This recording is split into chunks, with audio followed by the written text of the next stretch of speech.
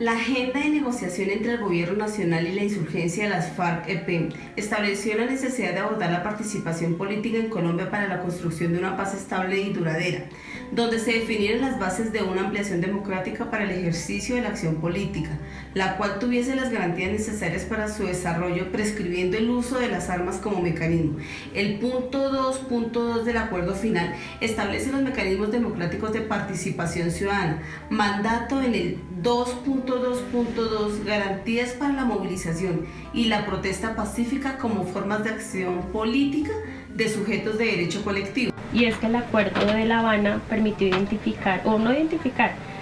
reconocer y visibilizar socialmente que es un conflicto de carácter político, es decir, que los grupos armados tienen su acción militar también en un escenario, digamos, de confrontación política, porque los mecanismos, digamos, institucionales, legales, democráticos quizá no generaban las condiciones para hacer este tipo de participación. Entonces, avanzar en un ejercicio de construcción de una paz estable y duradera, como lo persigue el acuerdo final, necesita como un soporte fundamental la ampliación democrática. Si tú no amplías la democracia, no vas a generar las condiciones para que nunca se vuelva a apelar a la guerra como arma de acción política. De ahí que la mesa de negociación de La Habana lo comprendió muy bien y le da un lugar fundamental a la ampliación de la democracia y la participación política a través del punto 2 del acuerdo final. El acuerdo final intentó hacer una apuesta por la apertura democrática para construir la paz. Ahí se dio el acuerdo, el punto 2, no acotando, no limitando las reformas solamente a reformas de orden electoral o político-electoral, sino incluyendo también medidas de apertura democrática relacionadas con participación ciudadana, con garantías democráticas en el sentido más amplio del término, y allí juega un papel protagónico las garantías de la protesta social.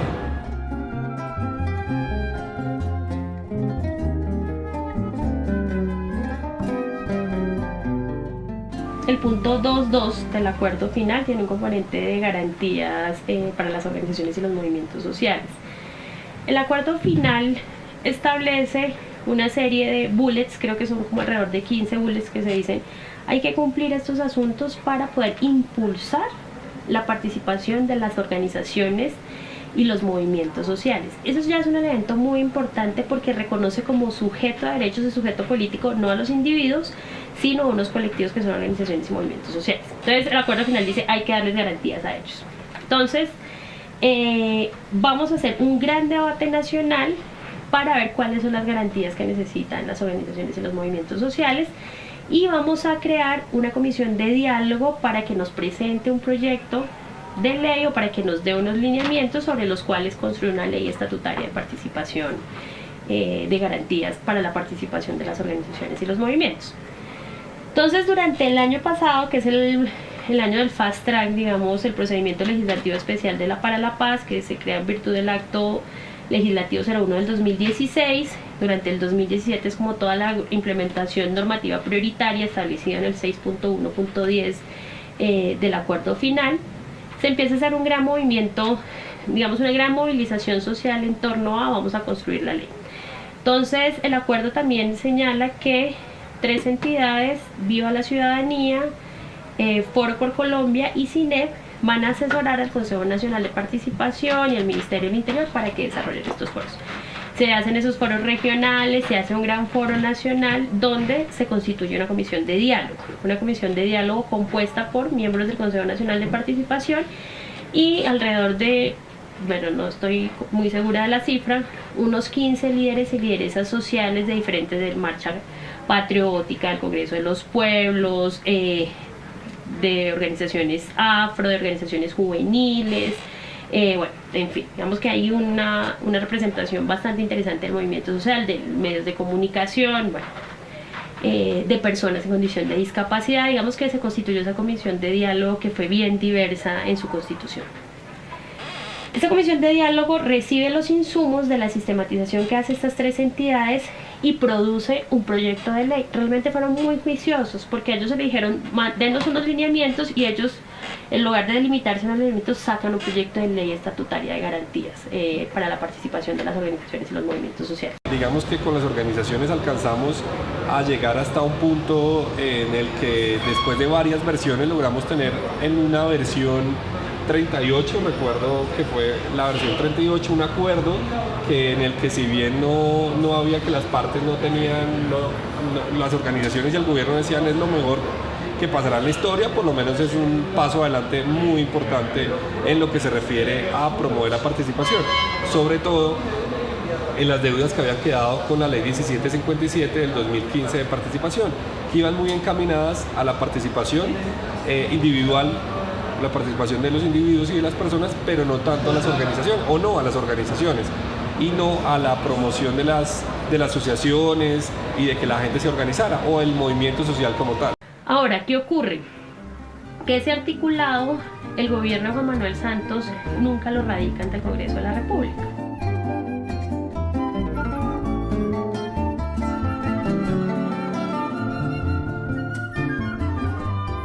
Preguntas una de la ley de participación, el balance es agridulce, muy positivo en tanto hicimos un gran diálogo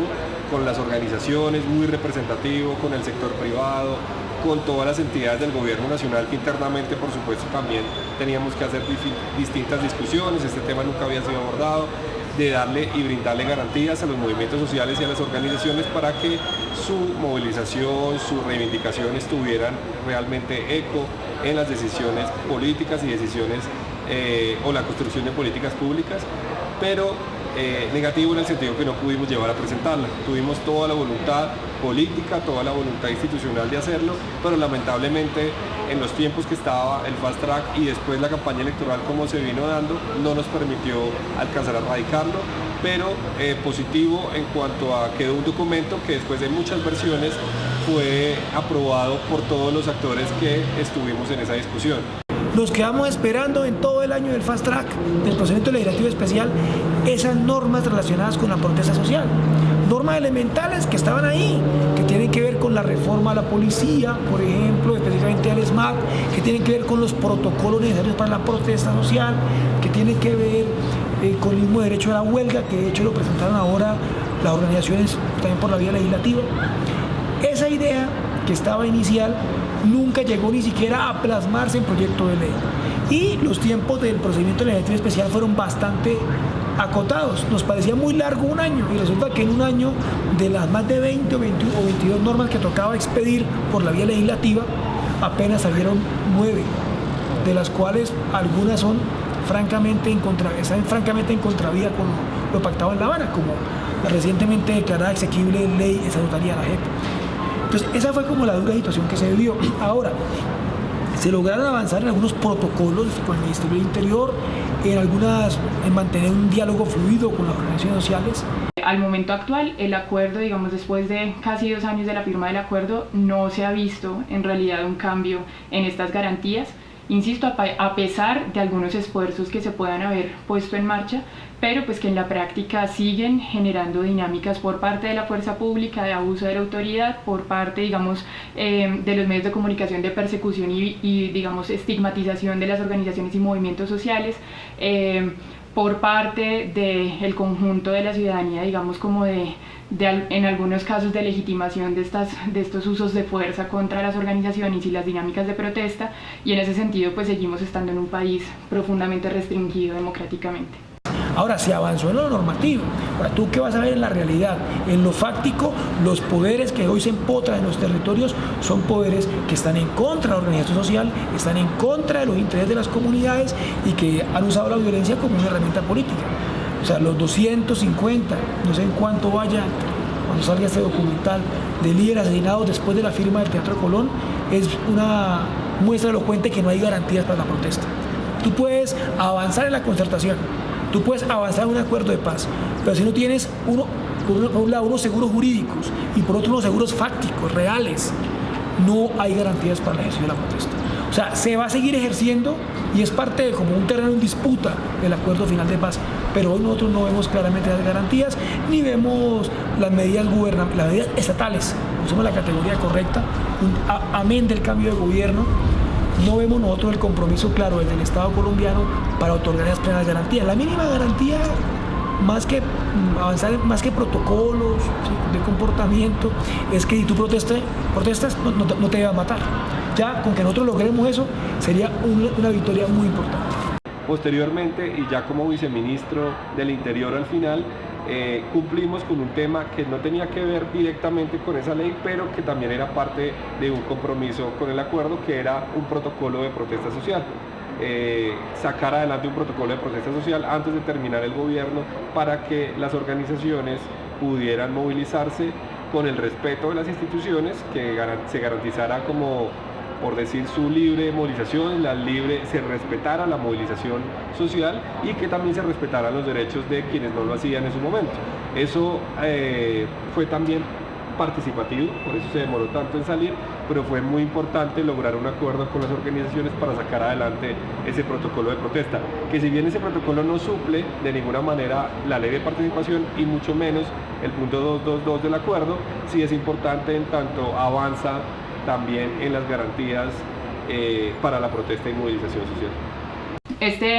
Este protocolo, digamos, se hizo en el marco de una reunión. Allí estaban organizaciones defensoras de derechos humanos, estaba la Cumbre Agraria, Étnica, Campesina y Popular, y estaba la representación de la Comisión Nacional de Diálogo. También estaba Ministerio de Defensa, estaban, digamos, otras entidades y representantes de sectores económicos que pues el gobierno había considerado pertinente que estuvieran allí, pues porque son, a vista del gobierno, los que más afectados se ven en el marco de estas dinámicas de protesta y de movilización. Y ese protocolo surge, digamos, en el marco como de ese afán, pero también, digamos, en el marco de ese acuerdo entre estos distintos sectores para lograr dejar por lo menos firmada una resolución antes de que acabara el gobierno, para dar una prenda de garantía, si se quiere, de aquí en adelante en el marco de esos escenarios de protesta y de movilización social. ¿Cuál es como el principal inconveniente? O sea, si uno lo mira, pues hay unos avances en materia por lo menos de coordinación con la fuerza pública, de hacerle una veeduría a la fuerza pública también en sus acciones, que en la mayoría de los casos suele ser bastante desmedida. Pero pues el problema es que siendo una resolución puede ser